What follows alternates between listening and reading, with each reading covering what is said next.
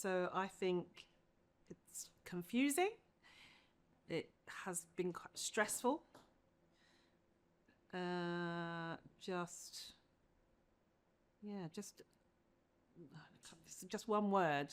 I just have felt like I haven't had all the information, and there's a lot of information out there that you don't know if it's the right information for you or not. So I just think, yeah, for me, confusing, like a little bit stressful. Yeah, it's been hard work. It's been hard work.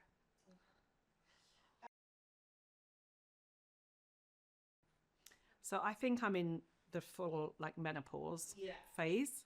Um, and I have been, I would say, for 3 or 4 years now. So I think early on, I probably had some, apart from the classic sort of hot flushes, night sweats. I put on some weight. I wasn't sleeping particularly well. I think I had a bit of like a really sort of just low mood, I suppose, and a bit of anxiety. And I think at the time I didn't relate that to menopause.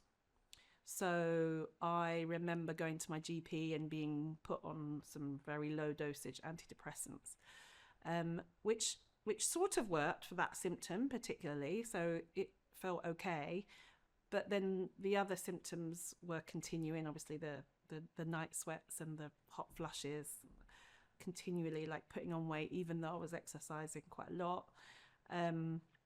So I just felt like when I started looking into all of the symptoms, and there are obviously so many, I realized actually how many of them I had.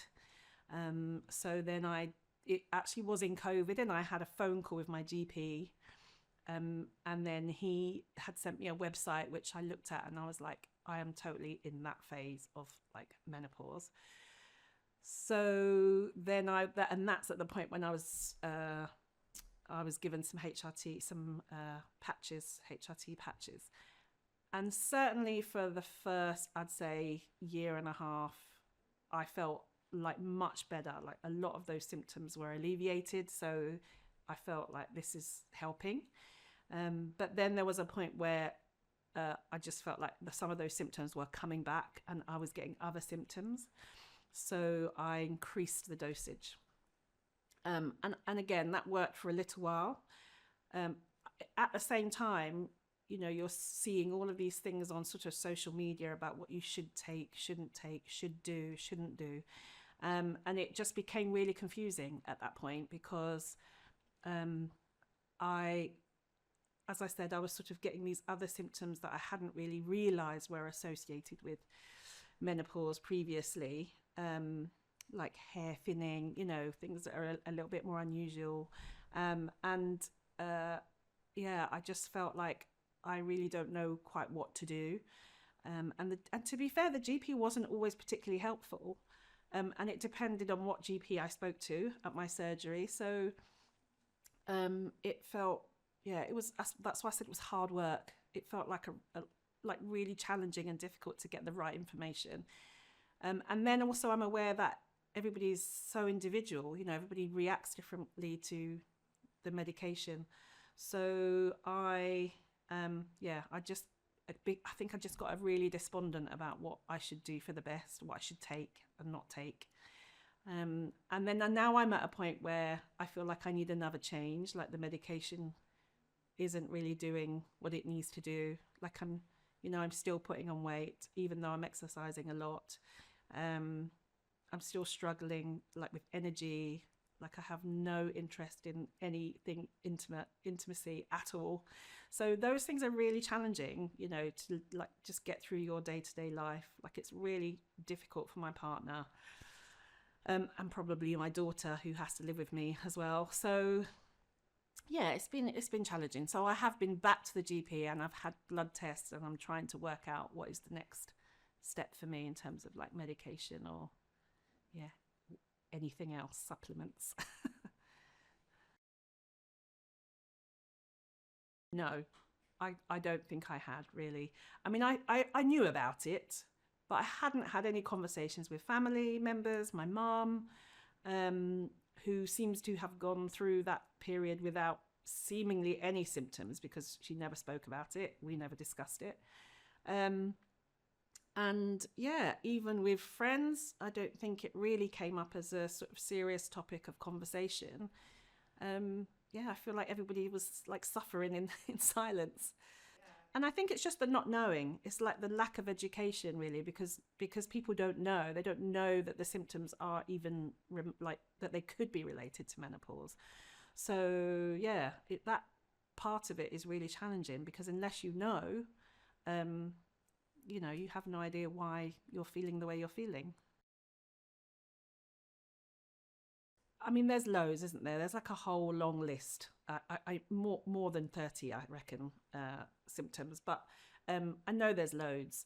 And the funny thing is, like one of the obviously the kind of brain fog and the memory loss. Like I'm going to sit here and say to you, I can't remember all of them because of course I can't. But I know there is a long list, and I know I struggle.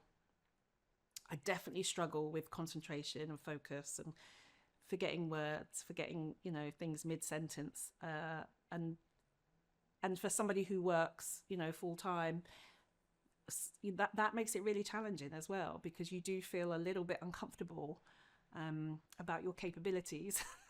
So you start to doubt things and like not put yourself forward or in positions where you could just feel uncomfortable or worried or anxious. So that for me, that's been probably one of the biggest things, is just worrying about my memory. And of course, the more you worry, the worse it becomes. So yeah, that for me, that sort of the impact on your work life, your professional life, the impact on your home life, that's definitely been really challenging.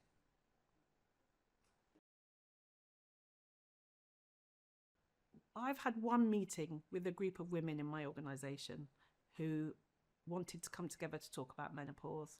Maybe there was 8 of us. Oh, and in my organisation there's 100 and something people.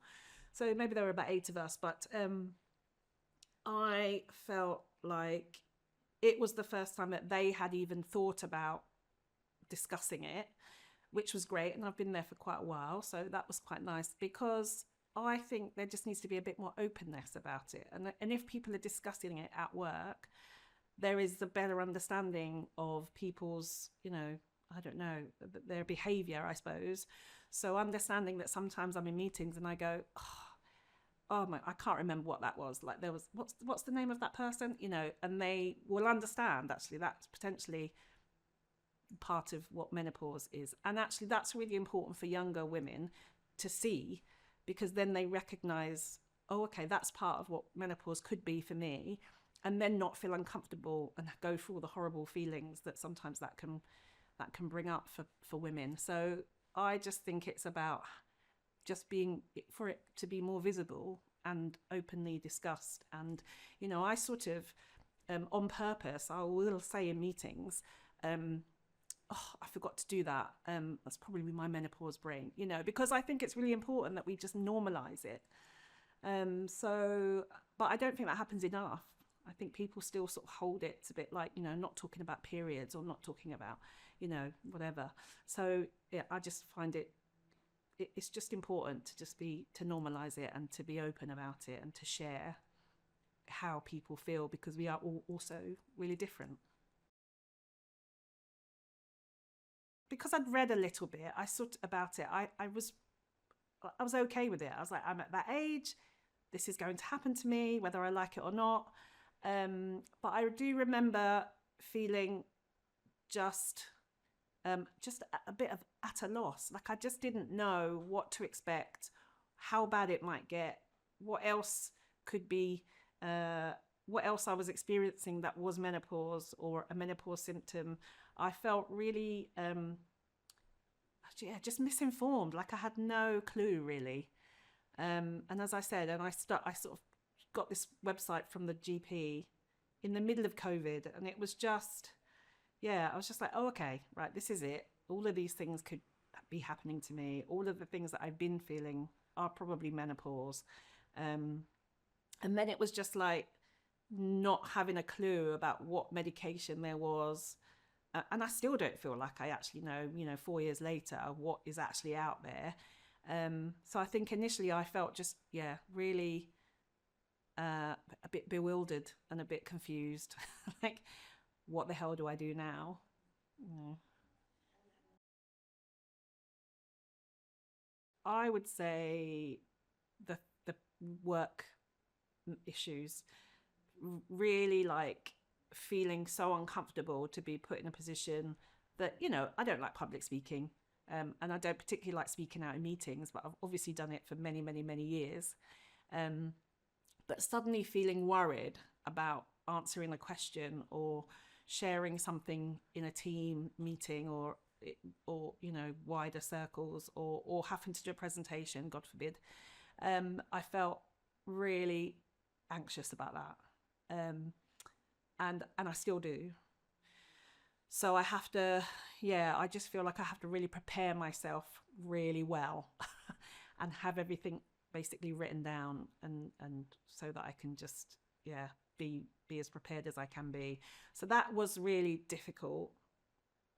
Um, Relationship wise, I mean, I feel like my close relationship, so really my partner, my daughter, I think really suffered initially because I was all of the things that aren't particularly pleasant, like moody, and was anxious, and I was stressed. Um, so that made home life really challenging. I touched a little bit on the sort of intimacy thing. Wasn't interested, still not very interested in anything like, any sexual contact. So that's really tough, on the people that you love.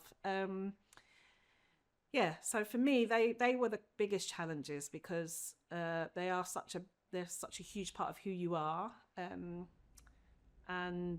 you want the people in your life to feel, loved and cared for. And when you're finding it hard to be that person, it's really difficult. It was really challenging. um so that's the bit that I feel like I haven't really, those two things felt like the biggest challenges to me. As well as my health, like I was a professional dancer, so I always felt really fit and healthy. And then suddenly I was struggling with pretty much like putting on my shoe, like putting on weight, all my joints, muscles aching, hurting. So that was a massive shock to my system because I've always been very healthy and physically active. So that has been a huge like shock to the system, really, that change. No, it isn't. And I think most people make jokes about menopause, um, the way I guess they might about women who have got period pains or PMT. There's this kind of joke sort of attitude, like particularly I think with some men, um, that, oh, it's the old menopause. That's why she's miserable, or that's why she's upset, or that's why um, this is happening or that is happening. So I think trying to just, again, like trying to educate people, to give them as much information as possible to understand when those changes happen, why they're happening, um, I think will really help. Like just providing some basic, really clear information about what those changes are, when they happen, why they happen, understanding that every woman will go through that at different times in different ways. And it does feel like a lot. And I think it is tricky because it is so individual. We all, different women have very different symptoms and reactions to medication. Um, and, honestly, there's just so much out there. I think it's so confusing about what exercise you should do, shouldn't do, what you should eat, what you shouldn't, what you shouldn't eat, what supplements you can take or not take, what you need to do more of, less of. So I think, just some really clear messaging would be really helpful for everybody. I actually can't think of anything positive, which is terrible. But with the symptoms, no, I would say there's not really anything positive about any of the symptoms. But the one positive thing that I think I found eventually is to just accept and sort of respect the change is happening. And it's quite nice in a way to finally come to terms with the fact that it is a change. It feels really negative, but it doesn't have to be.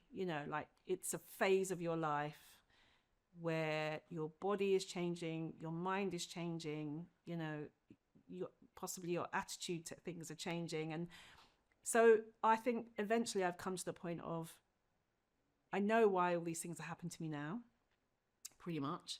So I have to learn to live with it, and accept like a new phase of my life. This sort of midlife moment. So I think that feels fairly positive, like just accepting that it's happening, and being able to try to find ways through it, really.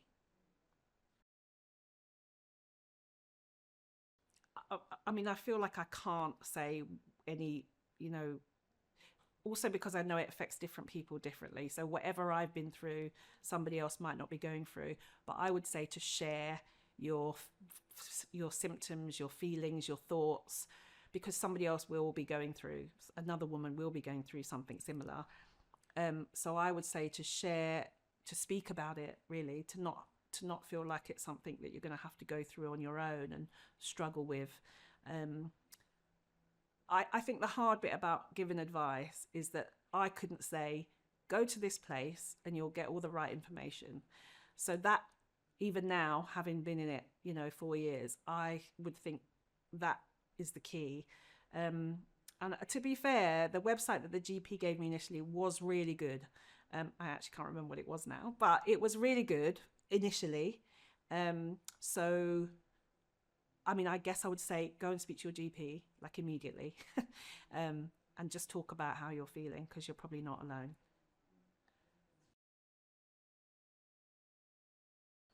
Yeah, I think it has, for the reasons that I mentioned before.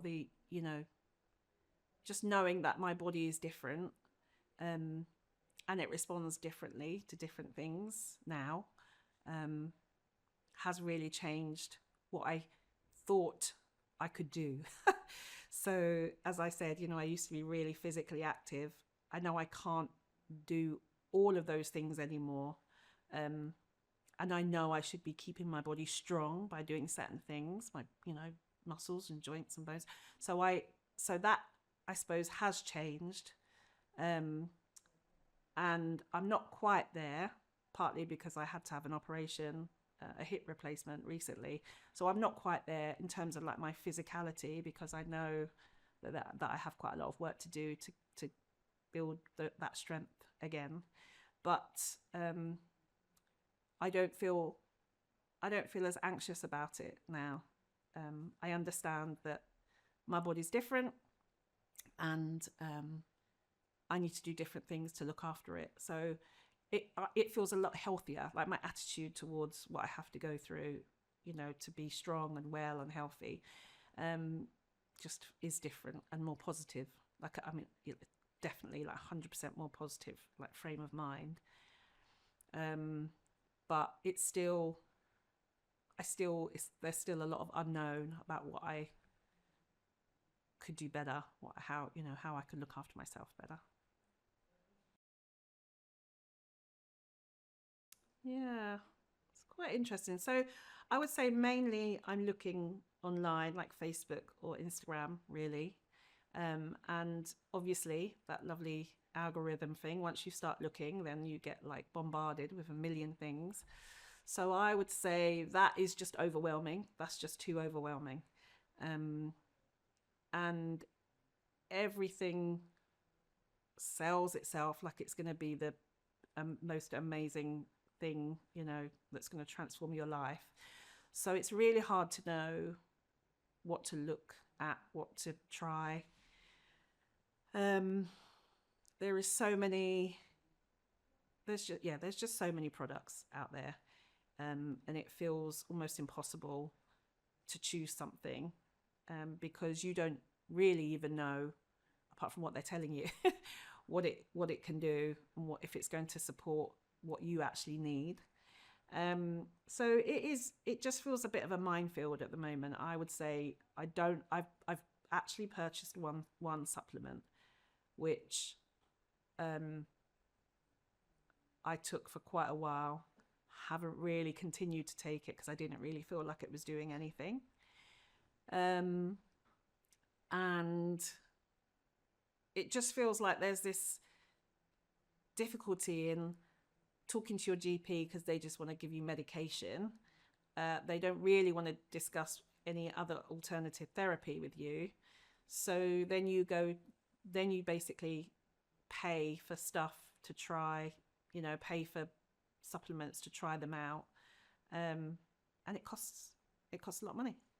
So it is a bit of a minefield out there, I'd say. I can't sit here and say that I found the thing, the perfect solution, and that a sort of supplement that seems to have worked. I haven't. Yeah, I think it would. Yeah, I'd definitely feel more comfortable with that. And I suppose like a sort of recommendation from somebody would be amazing. Somebody that I knew rather than somebody online, which is what happens all the time, right? But somebody I knew who said, I've tried this. Now I know that we all respond differently to things, but I'm much more likely to give something a go if somebody says, right, I've tried this and it really worked. So yeah.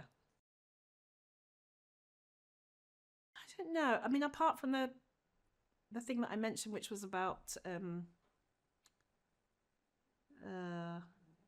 the sort of, I suppose, like making jokes about menopause and why women behave a certain way. Um, like, yeah, just trying to find a way to really share, I don't know, people's experiences, like the sort of lived experiences of menopause. I think that would be much more helpful. I don't know if there are actually any misconceptions. I just feel like there's been a lot more dialogue in the last 5 years, I'd say, or maybe less, but there's been a lot more dialogue about what menopause is, and how women experience it, and the kinds of symptoms that you can get. So I think there's less misconception now because I think people know more about what it actually is. Um, Maybe a misconception is expecting medication to be able to deal with it all. Maybe that is a bit of a misconception because we're all told, and I actually said, if I was to give somebody advice, I'd say go to your GP straight away, because it is about balancing your hormones, and so there is an element where we know we have to try and do that, but it's about, yeah, the misconception may be that it's just medication that can solve that, when we know that that's not true.